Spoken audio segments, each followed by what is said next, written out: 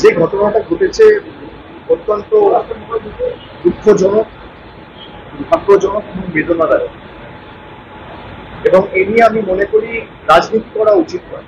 বিরোধী রাজনৈতিক দল যারা ইতিমধ্যেই অভাব অভিযোগের আঙুল তোলা শুরু করেছে, আমি তাদেরকে অনুরোধ করব যে রাজনীতিটা দুদিন পরে করলেও হবে।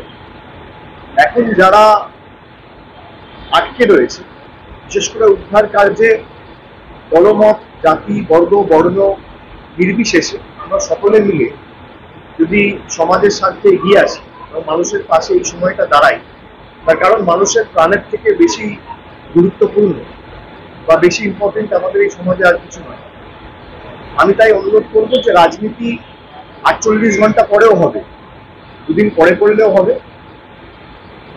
এবং আমি মনে করি আজকের ঘটনার যাতে পুনরাবৃত্তি না হয়, সর্বস্তরের জনপ্রতিনিধি, পুরসভা, প্রশাসন এবং তার সাথে কোর্ট, এই তিনটে ইনস্টিটিউশনেরই সমন্বয় থাকা অত্যন্ত গুরুত্বপূর্ণ এবং টাইট এবং স্টার্ন অ্যাপ্রোচ নিয়ে আগামী দিন কাজ করা উচিত।